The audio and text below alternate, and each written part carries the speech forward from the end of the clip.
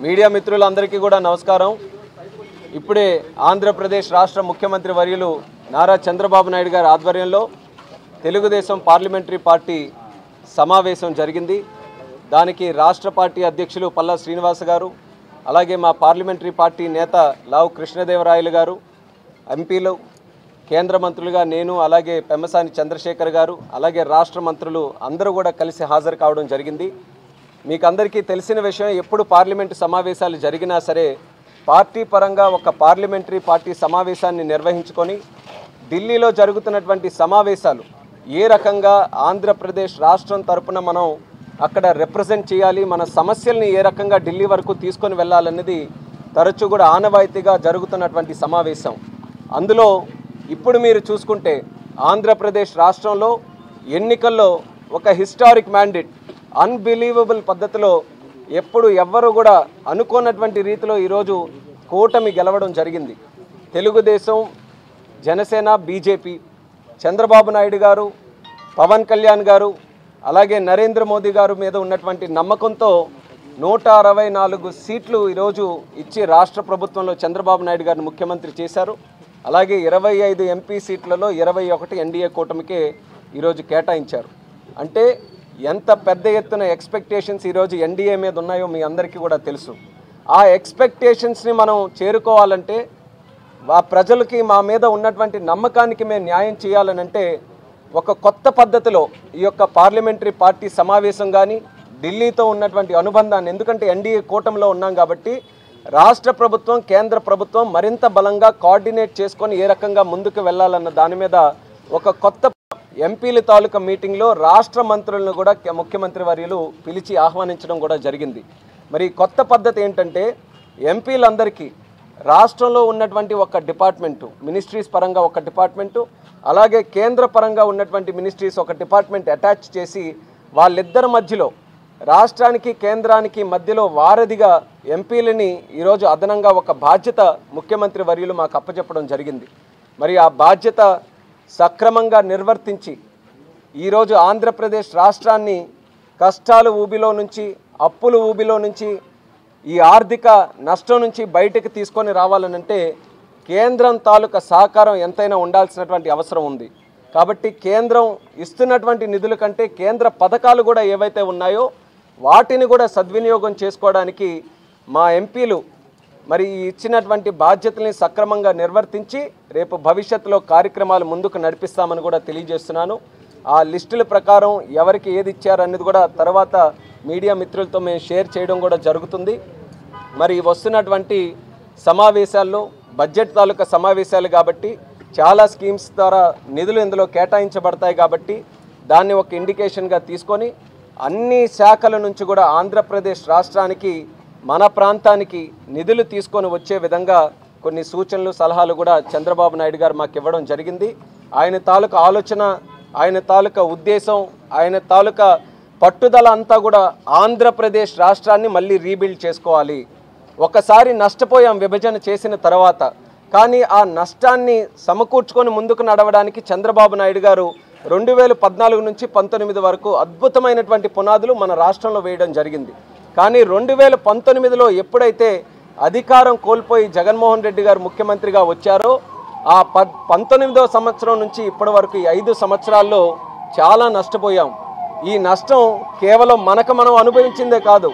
మొన్న మీకు గుర్తుంటే ఢిల్లీకి ముఖ్యమంత్రి గారు వచ్చి అక్కడ అనేకమైనటువంటి కేంద్ర మంత్రులు కలిసినప్పుడు కేంద్ర మంత్రులతో చంద్రబాబు నాయుడు గారు ఒక లిస్టు తీసుకొని వచ్చి, అయ్యా మా రాష్ట్రంకి ఈ నిధులన్నీ కూడా కావాలని కేంద్రానికి, కేంద్ర మంత్రికి చంద్రబాబు నాయుడు గారు ఒక లిస్ట్ ఇస్తే కేంద్ర మంత్రులు కూడా ఒక లిస్టు పట్టుకున్నారు. మొట్టమొదటిసారిగా నేను చూస్తున్నాను, నాకున్న 10 సంవత్సరాల అనుభవంలో ఎప్పుడు జరిగి ఉండదేమో. ఆ కేంద్ర మంత్రులు తిరిగి ముఖ్యమంత్రి గారికి కూడా ఒక లిస్ట్ ఇచ్చి, మీ 5 సంవత్సరాలు మీరు లేనప్పుడు ఈ ఆంధ్రప్రదేశ్ రాష్ట్రంలో ఇవన్నీ కూడా అవకతవకలు జరిగాయి, ఈ కంప్లైంట్స్ మా డిపార్ట్మెంట్ నుంచి వచ్చాయని అవి కూడా షేర్ చేసుకోవడం జరిగింది. అంటే కేంద్రానికి కూడా ఏ రకంగా ఈ రాష్ట్రం నష్టపోయిందనేది వాటన్నిటి మీద కూడా అవగాహన ఉంది.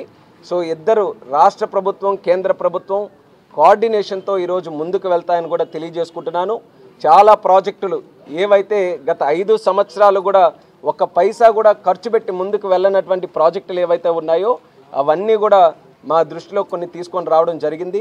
అలాగే ఎంపీలు కూడా వాళ్ళ తాలూకా పరిధిలో వాళ్ళ తాలూకా కాన్స్టిట్యున్సీలో ఉన్నటువంటి సమస్యలు కూడా కొన్ని ముఖ్యమంత్రి గారి దృష్టికి తీసుకొని రావడం జరిగింది. రానున్న కాలంలో ఆ సమస్యలన్నీ కూడా పరిష్కరించుకోవడానికి ప్రభుత్వం తరపున చర్యలు తీసుకుంటామని కూడా చంద్రబాబు నాయుడు గారు మాకు హామీ ఇచ్చారు. ముఖ్యంగా మేము ఉత్తరాంధ్ర ప్రాంతం నుంచి కూడా స్టీల్ ప్లాంట్ తాలూకు అంశాన్ని మేము తీసుకొని వచ్చాం. అది ఖచ్చితంగా ప్రైవేటైజేషన్ చేసే పరిస్థితి లేదని కూడా ఘంటాపదంగా మేము ఈ సందర్భంగా తెలియజేసుకుంటున్నాం. దానికి కావాల్సినటువంటి కోఆర్డినేషన్ అంతా కూడా మేము కేంద్ర ప్రభుత్వంతో చేస్తామని మరొకసారి ఈ సందర్భంగా తెలియజేస్తున్నాం. అంతేకాకుండా ఆ స్టీల్ ప్లాంట్ని కూడా ఈరోజు మళ్ళీ రివైవ్ చేయడానికి ముందుకు నడిపించడానికి మన విజయనగరంలో మెగ్నీషియం తాలూకా మైన్స్ ఉన్నాయి గర్భంలో, అలాగే శాండ్ మైన్స్ కూడా అక్కడ ఉన్నాయి. అది స్టేట్ గవర్నమెంట్ కేటాయించాలి, రెన్యువల్ చేయాలి ఆ లీజెస్ కూడా, అవి కూడా మేము ప్రస్తావించాం. ఇమీడియట్గా ఆ లైసెన్స్లన్నీ కూడా రెన్యువల్ చేయాలని చెప్పి ముఖ్యమంత్రి గారు కూడా ఆదేశించడం జరిగింది. కాబట్టి స్టీల్ ప్లాంట్కి సంబంధించి ఎంత పట్టుదలతో కార్యక్రమాలు చేస్తున్నామన్న దానికి అది కూడా ఒక ఉదాహరణను కూడా తెలియజేసుకుంటున్నాం. అలాగే రైల్వే జోన్ తాలూకా ఇష్యూ, మరి 10 సంవత్సరాలుగా నేను చాలా కష్టపడ్డాను రైల్వే జోన్ గురించి. అది కూడా ఈరోజు ఒక ల్యాండ్ తాలూకా సమస్య వల్ల ఆగిపోయింది. దాని మీద కూడా అక్కడ వైజాగ్లో కలెక్టర్ గారితో అక్కడ ఉన్నటువంటి డిపార్ట్మెంట్స్ అందరితో మాట్లాడాం. దీని మీద మరి పల్లా శ్రీని గారు, భరత్ గారు, అలాగే అక్కడ ఉన్నటువంటి ప్రజాప్రతినిధులు అందరూ కూడా తరచూ దీని మీద కూడా సంప్రదింపులు జరుపుతున్నారు. రైల్వే జోన్కి కావాల్సినటువంటి ల్యాండ్ని కూడా స్పీడప్ చేసి అతి త్వరలో అది కూడా ఆపరేషన్స్ అన్నీ కూడా స్టార్ట్ చేసే విధంగా చర్యలు తీసుకుంటామని కూడా ఈ కార్యక్రమంలో మేము మాట్లాడుకున్నాం. అది పబ్లిక్ కూడా ఈ సందర్భంగా తెలియజేస్తున్నాం.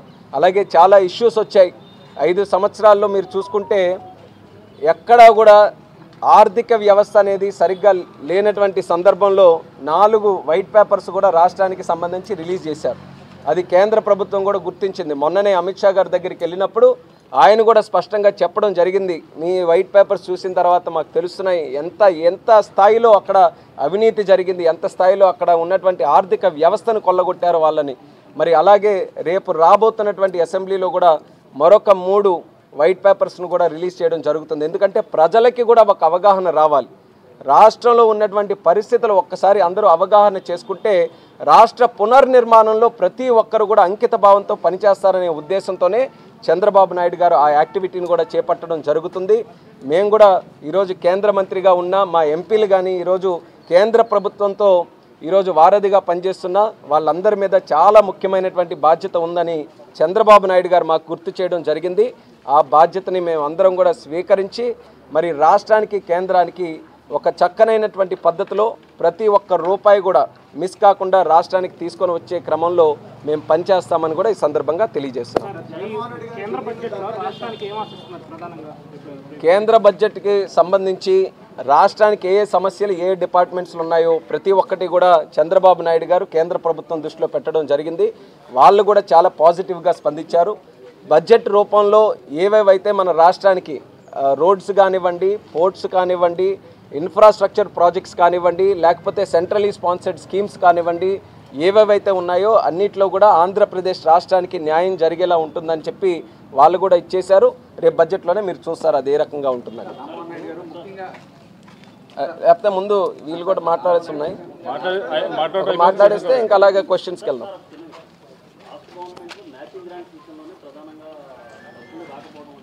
ఎస్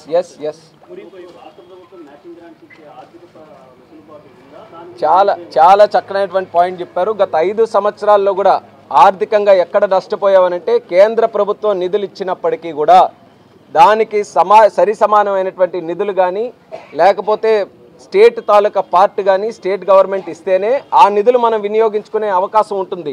కానీ జగన్మోహన్ రెడ్డి గారు 5 సంవత్సరాలు ముఖ్యమంత్రిగా ఉన్నప్పుడు ఏ ఒక్క స్కీమ్ కూడా సక్రమంగా వినియోగించుకోలేదు. అంటే రాష్ట్రం తాలూకా ఖర్చు పెట్టాల్సినటువంటి డబ్బు 1 రూపాయి కూడా పెట్టకుండా కేంద్రం ఒక పథకం కింద ఇస్తే దాన్ని దారి మళ్లించి వాళ్ళు అవినీతి చేసే క్రమంలోనే చేశారు తప్ప ఎక్కడ స్టేట్ గవర్నమెంట్ తాలూకా మ్యాచింగ్ ఫండ్ కానీ స్టేట్ గవర్నమెంట్ తాలూకా కాంట్రిబ్యూషన్ కూడా సరిగ్గా పెట్టలేదు.